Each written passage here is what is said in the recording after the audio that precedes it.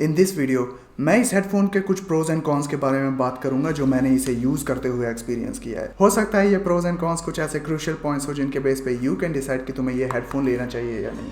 Video start करने से पहले अगर मेरा चैनल सब्सक्राइब नहीं किया है तो अभी करो और बेल आइकन दबाओ, क्योंकि मेरी गेमिंग वीडियोज़ आती है every Monday, Wednesday and Friday, और ऐसी टेक वीडियोस मैं हर महीने 2 लेके आता हूँ। So my name is Reez, you guys are awesome, thanks for watching this video and let's get started.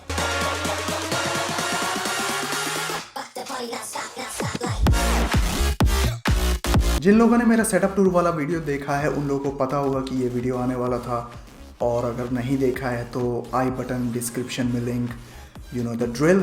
ये हेडफोन मैंने अमेज़ॉन से 788 का लिया था एंड मैं इसे अराउंड 5 महीनों से यूज़ कर रहा हूँ। लिंक्स एंड एवरीथिंग डिस्क्रिप्शन में मिल जाएंगे। So let's just get into the video. बात करें नंबर 1 पॉइंट की जो है शिपिंग एंड डिलीवरी, तो ये मुझे अराउंड ऑर्डर करने के 4 दिन में मिल गया था। So shipping and delivery was really fast. Box की बात करें तो पहली बार ऐसा हुआ है कि शिपिंग में कोई बॉक्स बर्बाद नहीं हुआ। लगता है अमेज़ॉन वालों ने मेरा पिछला वीडियो देख लिया है। So here's the box. As you can see front से कुछ ऐसा दिखता है and then this is the side, और फिर ये बैक पार्ट है। बैक पार्ट पे काफ़ी इंफॉर्मेशन है, होपफुली विजिबल होगा क्योंकि एंड इस साइड पे ऋतिक भाई, टॉप पे ये फ्लैप दिया हुआ है टांगने के लिए आई गेस, और नीचे से खाली है। So as you can see box काफ़ी अच्छी कंडीशन में आया मुझे, so I am really happy with that. Box के अंदर मिलता है द हेडफोन इटसेल्फ, उसके साथ मिलता है एक ऑक्स केबल, एक चार्जिंग केबल और एक डॉक्यूमेंटेशन जिसे मैंने उल्टा पकड़ रखा है। सो ये पीछे से बिल्कुल ही ब्लैंक है, जो भी इंफॉर्मेशन है आगे ही है थोड़ी बहुत, मैं ज़्यादा नहीं दिखाऊंगा, बस just have a look.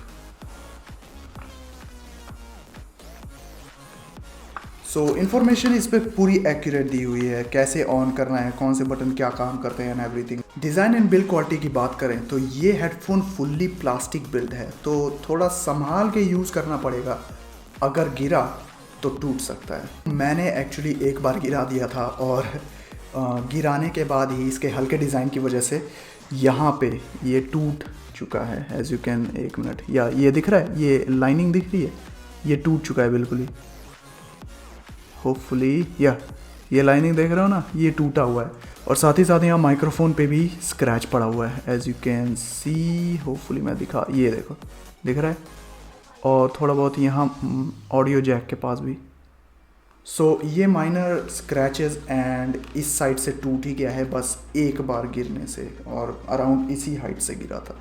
Second thing, ये बहुत हल्का है, तो इसके हल्के होने की वजह से ये पॉइंट एक प्रो भी है और एक कॉन भी है, जिसके बारे में आगे वीडियो में बात करेंगे। बटन लेआउट की बात करें तो सारे बटन्स जो हैं वो लेफ़्ट साइड पीछे की तरफ रहते हैं, सो आगे से बिल्कुल एक स्लीक लुक मिलता है, सिवाय इस मल्टी फंक्शन वाले बटन के जो कि लेफ़्ट साइड में ही रहता है। इसमें ऑक्स केबल भी लगाया जा सकता है, और ऑक्स केबल मुझे प्रोवाइडेड थी।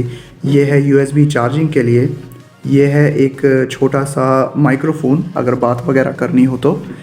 3 बटन हैं इसमें, ये है बीच वाला है पॉज एंड प्ले के लिए, ये है नेक्स्ट, प्रीवियस, और साथ ही साथ इसी में है minus button and plus button volume के लिए।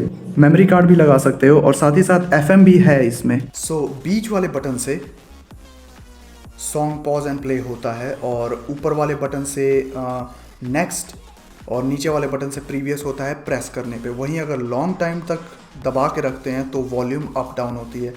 अब ये सिस्टम मुझे थोड़ा ठीक नहीं लगा, क्योंकि प्रेस करने की वजह से कभी साउंड कुछ ज़्यादा ही तेज़ हो जाती है, कभी कम हो जाती है। मैं कभी भी एक्यूरेटली साउंड एडजस्ट नहीं कर पाया। अगर इसकी जगह प्रेस करने से वॉल्यूम डाउन होती और होल्ड करके रखने से नेक्स्ट या प्रीवियस होता, तो मेरे ख्याल से वो ज़्यादा सही होता। ब्लूटूथ कनेक्टिविटी की बात करें तो मैं इस हेडफोन को जब अपने फ़ोन से कनेक्ट करता हूँ और फिर उस फ़ोन को अपने घर के किसी भी कोने में रख के मैं पूरे घर में घूमता हूँ, मुझे कोई प्रॉब्लम नहीं होती है। कनेक्शन काफ़ी सही रहता है, कनेक्टिविटी काफ़ी ऑसम है इसकी। बट अब कॉन्स की बात करनी पड़ेगी। जब मैं इस हेडफोन को अपने लैपटॉप से कनेक्ट करता हूँ तो साउंड डिले की प्रॉब्लम आती है। ऐसा स्प्लिट सेकंड के लिए होता है, वीडियो पहले आती है एंड ऑडियो बाद में, लेकिन ये थोड़ा एनोइंग हो जाता है। जब मैं कोई काम कर रहा होता हूँ, कोई भी काम कर रहा होता हूँ और मुझे देखना नहीं होता वीडियो की तरफ, तब तो कोई बात नहीं, तब तो सही है। लेकिन जब वीडियो देखते हैं, फॉर एग्जांपल मैं कोई मूवी देख रहा हूँ या वेब सीरीज़ देख रहा हूँ, एनिमे देख रहा हूँ, तो उस टाइम पे थोड़ा एनोइंग हो जाता है। वीडियो पहले चल रही होती है, ऑडियो बाद में आ रही होती है। तो जहाँ लैपटॉप में मुझे movies, web series and anime में मुझे साउंड डिले की प्रॉब्लम आती थी, वहीं गेमिंग में भी मुझे बहुत प्रॉब्लम आती थी। फॉर एग्ज़ाम्पल मैंने काफ़ी ऑनलाइन मैचेस भी खेले थे, जैसे कि GTA 5 का ऑनलाइन हो गया या फिर PUBG। तो उसमें जो साउंड डिले की प्रॉब्लम थी वो काफ़ी बढ़ जाती है, क्योंकि गोली पहले चलती है और फिर मुझे सुनाई बाद में देता है, और जब तक मुझे सुनाई देता है मैं मर चुका होता हूँ। और उससे बचने के लिए मैंने ऑक्स केबल यूज़ किया। लेकिन ये जो ऑक्स केबल है जो मुझे इस हेडफोन के साथ मिला, ये as a faulty aux cable है, क्योंकि राइट ऑफ द बॉक्स ये ना मेरे लैपटॉप के साथ सही से कनेक्ट होता था, ना ही मेरे फ़ोन के साथ। और 1 महीने बाद ही ये काम करना बिल्कुल ही बंद कर दिया। मतलब पहले क्या होता था, कनेक्ट होता था, बार बार कनेक्शन लूज़ करता था, फिर कनेक्ट होता था, फिर लूज़ होता था, लेकिन 1 महीने बाद बिल्कुल ही कनेक्ट होना बंद हो गया। सो मुझे एक नया केबल लेना पड़ा, और ये मुझे मिला 3 मीटर का लंबा केबल। इससे छोटी केबल एक्चुअली मुझे पूरा मार्केट में नहीं मिली। सो केबल यूज़ करने से ये बिल्कुल सही काम कर रहा था लैपटॉप में। बात करें फ़ोन से कनेक्ट करने की, तो फ़ोन से काफ़ी सही कनेक्शन है इसकी। बैटरी लाइफ की बात करें तो इसे फुल चार्ज होने में 2 से ढाई घंटे लगते हैं, और फुल चार्ज होने के बाद ये 8 से 10 घंटे आराम से निकाल देता है। मेरे केस में जहाँ मुझे इसे केबल से कनेक्ट करके चलाना पड़ता है, तो ये तो 10-15 दिन आराम से निकाल देता है मेरे लिए, क्योंकि मुझे ज़्यादातर लैपटॉप पे ही काम करना पड़ता है, तो फ़ोन से मैं उतना कनेक्ट नहीं करता हूँ। सो जब इसे ऑन करते हैं तो ये ऐसे ब्लू इंडिकेट लाइट जलती है इसकी, और जब ये लो हो जाता है तो यही लाइट रेड में ब्लिंक करने लगती है, और मतलब कि लो हो गया है। So once you connect this thing, charging पे कनेक्ट करने के बाद ये रेड कलर में जलने लगेगा, मतलब कि ये चार्ज हो रहा है। वो ऐसे रेड में जलने लगेगा, मतलब ये चार्ज हो रहा है, और ऐसे ही ब्लिंक करता है, मतलब कि बैटरी लो है। और जब फुल चार्ज हो जाता है तो लाइट जलनी बंद हो जाती है। सो जब इसे फ़ोन से कनेक्ट करते हैं तो फ़ोन से कनेक्ट करने पे भी ये बैटरी इंडिकेटर देता है इसी के ऊपर।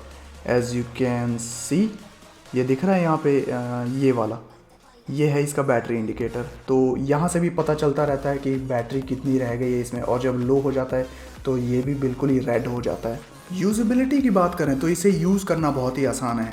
ये पावर बटन ऑन करने से ये ऑन हो जाता है, और ऑन करने के बाद कुछ ऐसी आवाज़ आती है।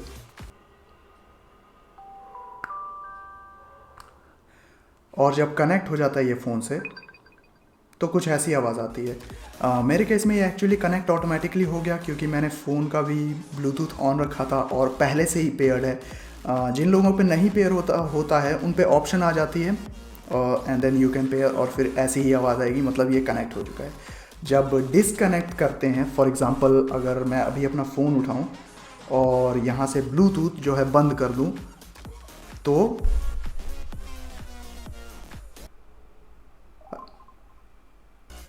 कुछ ऐसी आवाज़ आती है।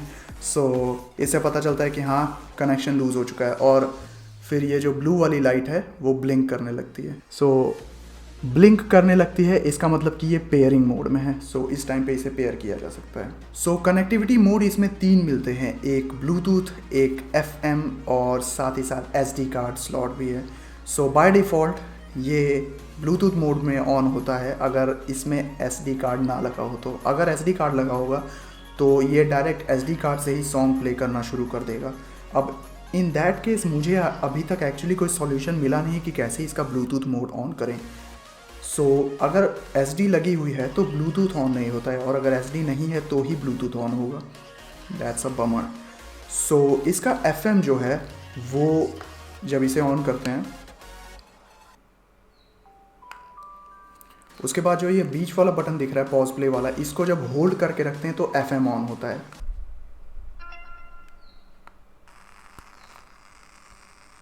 Hear that? तो ऐसे ये इसका FM ऑन होता है, एंड ऑफ करने के लिए फिर वही बीच वाला बटन दबा के रखना है, और ऐसे बंद हो जाएगा।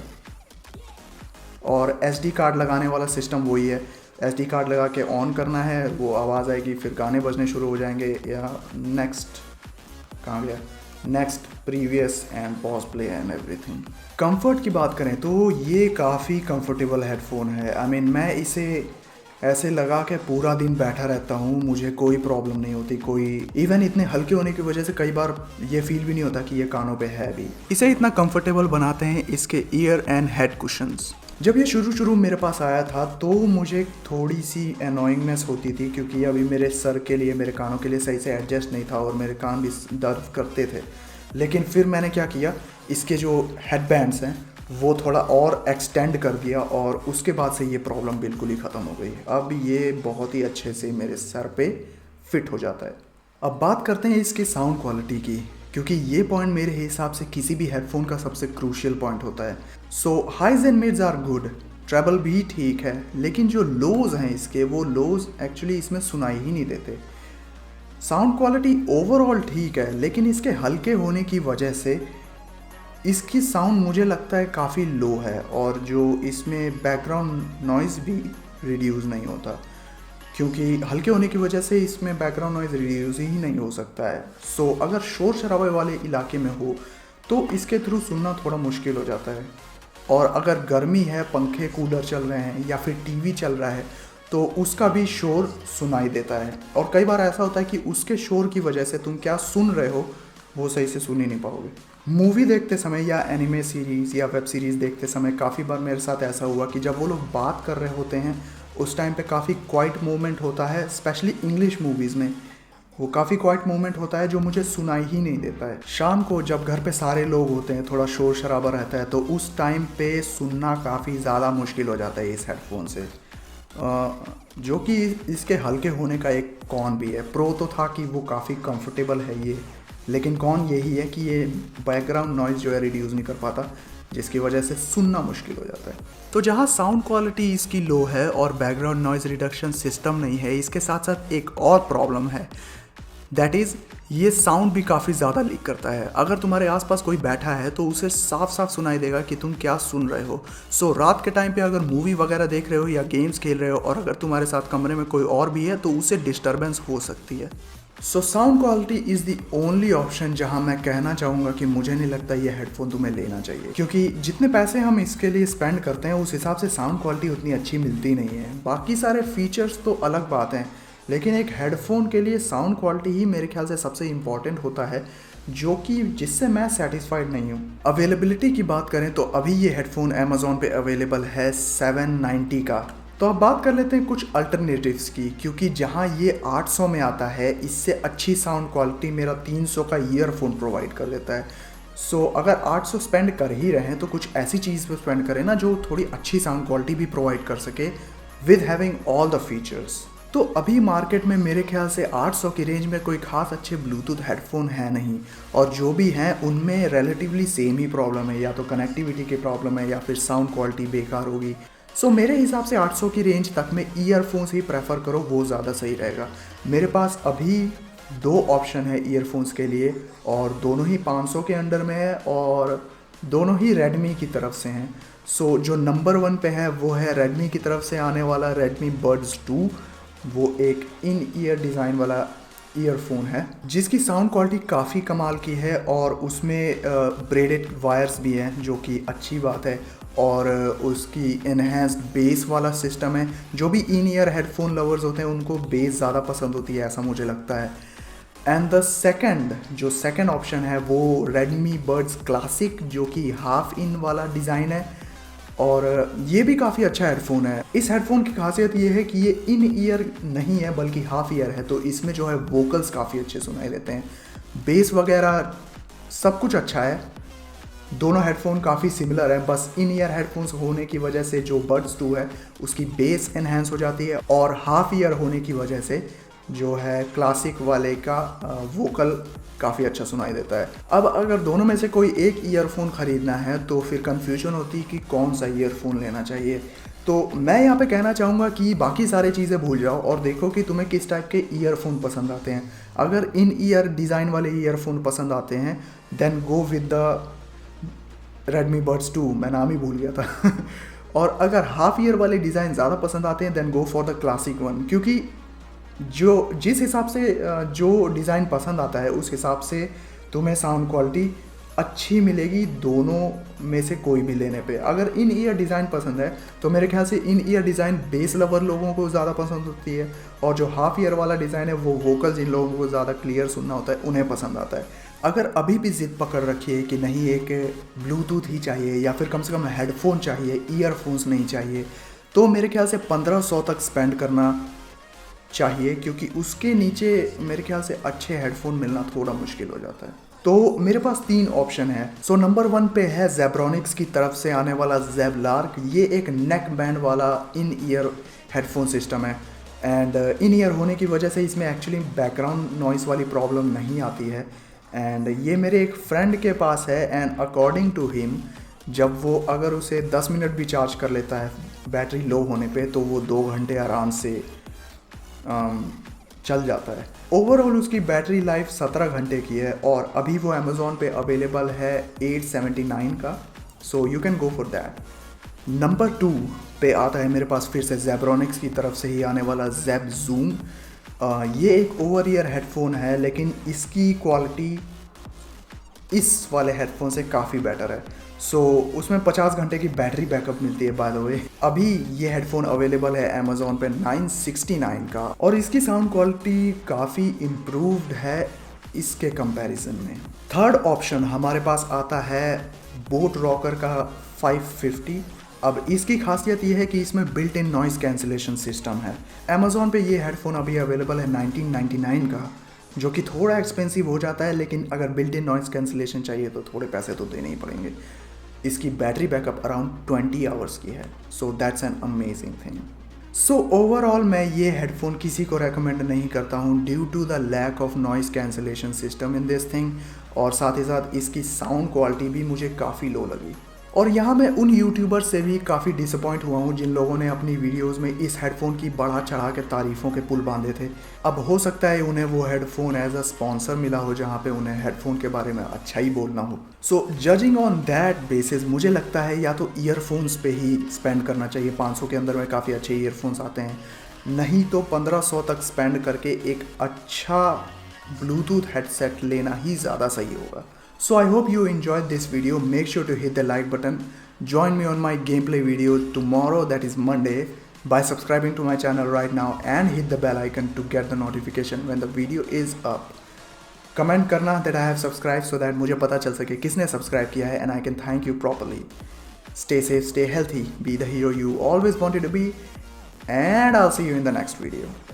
हो सकता है ये क्रोज हो सकता है ये प्रोज एंड कॉन्स, सो इस वजह से थोड़ी डिस्टर्बेंस होती है। अगर मैं इस हेडफोन को लगा के क्या ही कर रहा हूँ मैं, बट अब कॉन्स की बात करनी पड़ेगी जब मैं इस हेडफोन, क्योंकि राइट ऑफ द बॉक्स ये ना मेरे लैपटॉप के साथ सही से कनेक्ट, सो बाय डिफ़ॉल्ट ये इसका ब्लूटूथ मोड ऑन होता है, लेकिन जब SSD तो अब बात कर लेते हैं कुछ अल्टरनेटिव्स की, तो अब बात कर लेते हैं कुछ